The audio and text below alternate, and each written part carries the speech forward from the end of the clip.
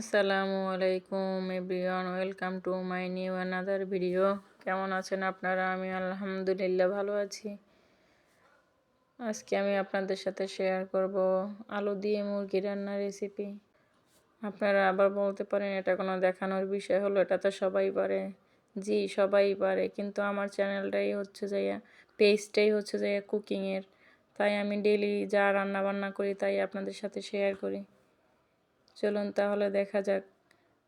আমি প্রথমে একটা হাঁড়িতে পেঁয়াজ কুচি দিয়ে দিলাম, তার ভিতরে সরিষার তেল দিয়ে দিলাম। তারপরে পেঁয়াজটাকে সুন্দরভাবে একটু হালকা করে ভেজে নিয়ে তার ভিতরে হলুদ, মরিচ, তারপর ধনিয়ার গুঁড়া এগুলো পরিমাণ মতো দিয়ে দিলাম, লবণ।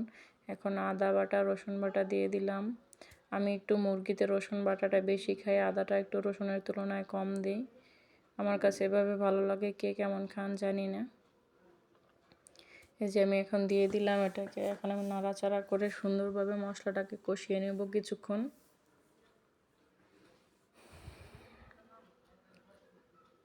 এই যে মশলাটা একটু কষে আসছে, এখন আমি এটার ভিতরে দুইটা তেজপাতা, 3-4 টুকরা দারচিনি, 3-4টা এলাচ, 3-4টা লবঙ্গ এটা দিয়ে দিলাম। এখন মশলাটা কষিয়ে নিয়েছি।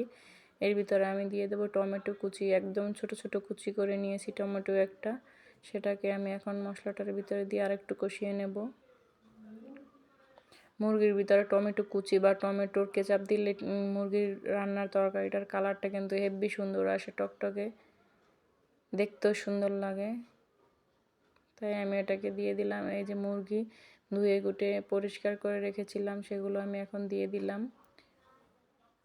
এখন এটাকে নেড়ে চেড়ে সুন্দরভাবে হলুদ মরিচের গায়ে গায়ে মেখে নেব। এই যে আমার মাখানো শেষ। এখন আমি একটু কিছুক্ষণের জন্য ঢাকনা দিয়ে ঢেকে দিয়েছি মুরগিটা পুরো কষানোর জন্য।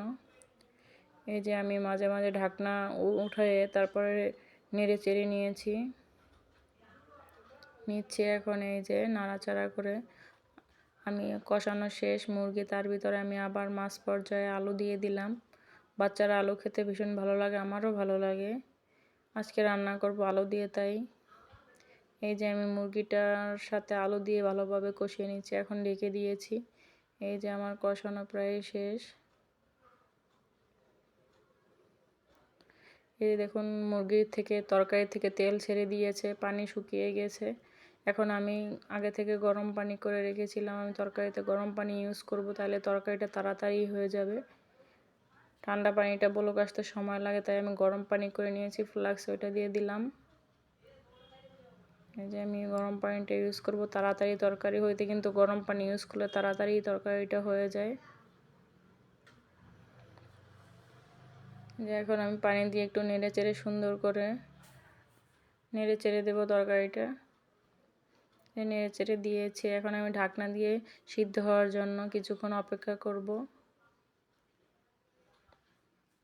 এই যে তারপরে মাছ পর্যায়ে আমি কাঁচামরিচ 3টা ফালি করে মাঝখান দিয়ে অর্ধেক চিড়ে দিয়েছি, পুরোটা চিরিনি, এটাকে অর্ধেক দিয়েছি যাতে সুন্দর একটা হালকা ঝালও বের হয় আর একটা সুন্দর ফ্লেভারও যেন আসে। এই জন্য আমি এখন এভাবে দিয়ে দিলাম। এখন ঢাকনা দিয়ে ঢেকে দেব।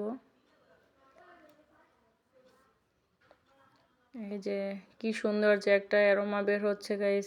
কাঁচামরিচ দিলে কিন্তু তরকারির মাছ পর্যায়ে সুন্দর একটা ঘ্রাণ আসে। আর শীতকালে আমার মনে হয় যে কাঁচামরিচটা খুবই ভালো লাগে খালি ভাতের সাথে খেতে, বা হচ্ছে যে তরকারির ভিতরে। এটার মজাই মনে হয় যে শীতকালে কাঁচামরিচের স্বাদ যেন বেড়ে যায়। এই যে এখন আমার রান্না প্রায় শেষ। এখন আমি জিরে টালা সেগুলো আমি গুঁড়ো করা ছিল সেগুলো দিয়ে দিলাম। এই যে আমার তরকারি রান্না শেষ। আমি একটু ঝোল ঝোল রেখেছি তরকারিটা, আলু দিছি এই জন্য। আমার তরকারিটা কেমন হলো একটু কমেন্ট করে জানাবেন সবাই। আজকের ভিডিওটি এই পর্যন্তই। ভিডিওটি দেখার জন্য সবাইকে ধন্যবাদ। আল্লাহ হাফেজ।